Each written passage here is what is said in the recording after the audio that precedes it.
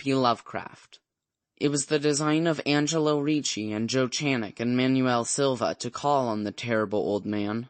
This old man dwells all alone in a very ancient house on Water Street near the sea, and is reputed to be both exceedingly rich and exceedingly feeble, which forms a situation very attractive to men of the profession of Messrs. Ricci, Channock, and Silva, for that profession was nothing less dignified than robbery.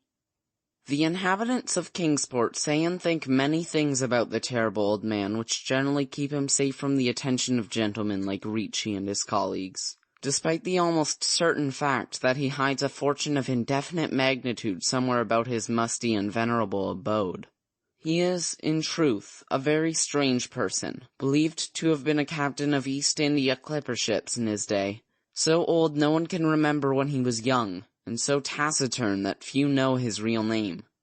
Among the gnarled trees in the front yard of his aged and neglected place he maintains a strange collection of large stones, oddly grouped and painted so that they resemble the idols in some obscure Eastern temple.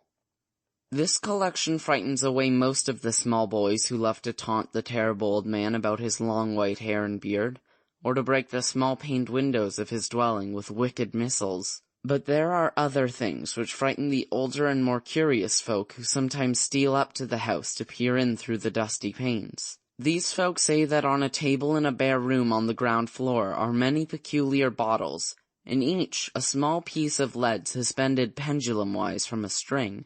And they say that the terrible old man talks to these bottles, addressing them by such names as Jack, Scarface, Long Tom, Spanish Joe, Peters, and Mate Ellis, and that whenever he speaks to a bottle, the little lead pendulum within makes certain definite vibrations as if in answer.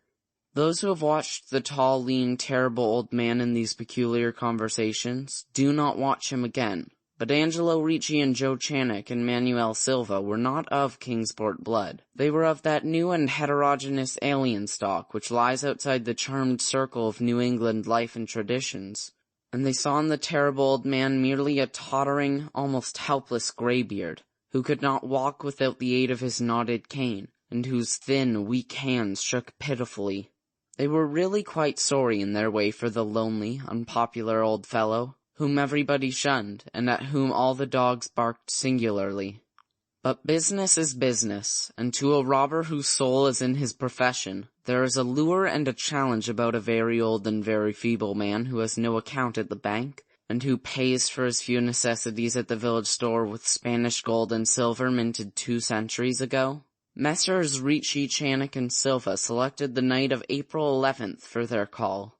Mr. Ricci and Mr. Silva were to interview the poor old gentleman, whilst Mr. Channock waited for them and their presumably metallic burden with a covered motor car in Ship Street by the gate in the tall rear wall of their host's grounds. Desire to avoid needless explanations in case of unexpected police intrusions prompted these plans for a quiet and unostentatious departure.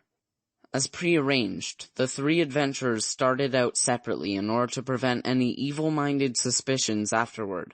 Messrs. Ricci and Silva met in Water Street by the old man's front gate, and though they did not like the way the moon shone down upon the painted stones through the budding branches of the gnarled trees, they had more important things to think about than mere idle superstition. They feared it might be unpleasant work, making the old man loquacious regarding his hoarded gold and silver, for aged sea captains are notably stubborn and perverse.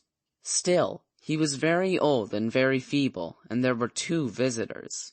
Messrs. Ricci and Silva were experienced in the art of making unwilling persons voluble, and the screams of a weak and exceptionally venerable man can be easily muffled.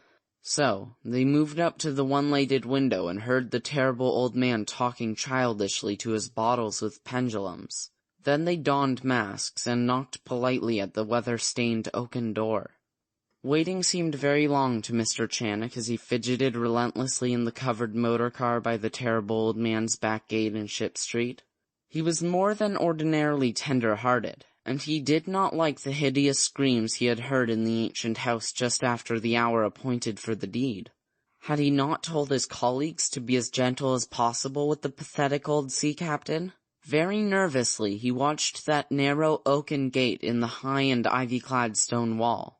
Frequently he consulted his watch and wondered at the delay. Had the old man died before revealing where his treasure was hidden, and had a thorough search become necessary? Mr. Channick did not like to wait so long in the dark in such a place.